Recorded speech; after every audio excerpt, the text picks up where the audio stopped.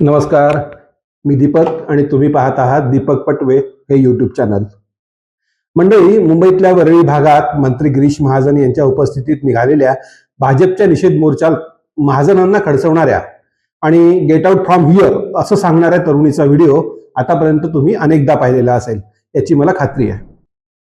कारण सगळ्याच माध्यमांवर तो वारंवार दाखवला जातोय आणि त्याचे अर्थही आपापल्या परीने समजावून सांगण्याचा प्रयत्न केला जातोय. या घटनेकडे पाहण्याचे आणि त्याचा अर्थ लावण्याचे प्रत्येकाचे चष्मे वेगवेगळे आहेत.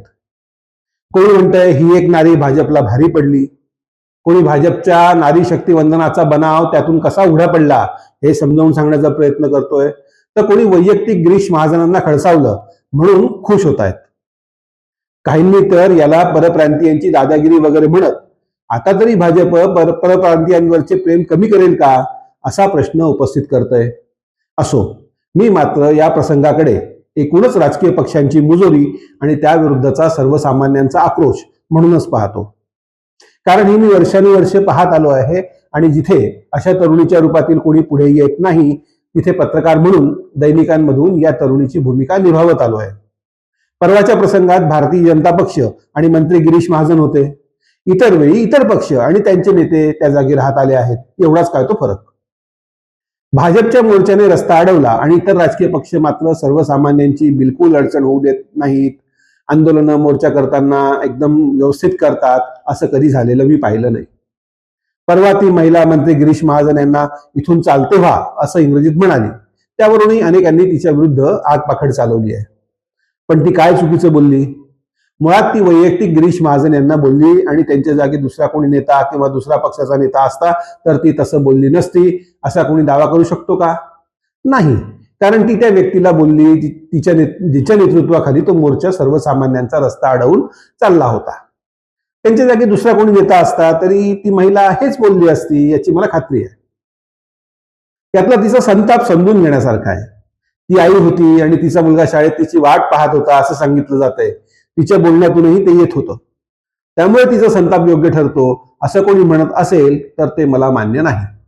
ती आई नसती, तिचा मुलगा वाट पाहत नसता तरी सर्वसामान्य नागरिक म्हणून तिचा संताप जेन्युइन होता, योग्यच होता. तिच्यासारखे हजारो नागरिक त्या मोर्चामुळे अडकून पडले होते.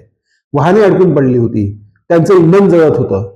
कुणी आजारी असेल, दवाखान्यात जायला निघालेलं असेल, कुणी थकून भागून घराकडे जायला निघालेलं असेल आणि मी म्हणतो असं काहीही नसेल तरी सर्वसामान्यांना वेठीस धरून असली आंदोलनं मोर्चे काढणं चुकीचंच आहे.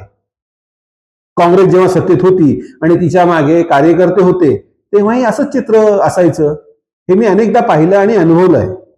इतर कोणताही पक्ष याला अपवाद नाही. त्या तरुणीचा संताप पोलिसांविरुद्धही दिसत होता आणि तोही अगदी योग्य होता. मुळात या मोर्चाबरोबर चालणारे पोलीस काय मोर्चेकऱ्यांचं संरक्षण करण्यासाठी तिथे पाठवले होते का? मोर्चाला ज्या नियम आणि अटींवर परवानगी दिली आहे त्याचं पालन होतंय की नाही हे पाहणं, मोर्चामुळे कायदा आणि व्यवस्था बाधित होणार नाही याची काळजी घेणं हे तिथे असलेल्या पोलिसांचं काम होतं. मोर्चाच्या नाही, सर्वसामान्यांच्या संरक्षणासाठी आणि हितासाठी त्यांना तिथे पाठवण्यात आलं होतं. पण आपली पोलीस यंत्रणा नेहमीच सत्तेची गुलाम राहत आली आहे. या महिलेने ते अधोरेखित करून दिलं एवढंच काय तो मुद्दा आहे. काही वर्षांपूर्वी पंतप्रधान नरेंद्र मोदी यांनी व्हीआयपी संस्कृती नष्ट करण्यासाठी म्हणून मंत्र्यांच्या गाडीवरचे लाल दिवे काढून घेतले.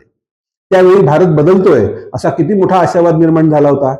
असं वाटलं होतं की आता भारतातही प्रगत देशांप्रमाणे सगळ्यांना सारखा न्याय लागू होईल.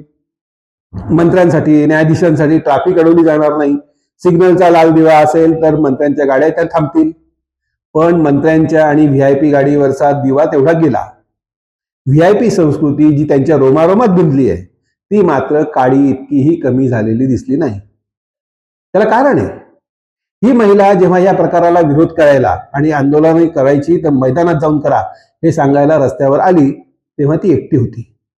तिला पाठिंबा द्यायला, आमचंही तेच म्हणणं आहे हे सांगायला रस्त्यावरच्या हजारो नागरिकांपैकी एकही पुढे आला नाही. हे व्हीआयपी संस्कृती नष्ट होण्याचं खरं कारण आहे असं मला वाटतं.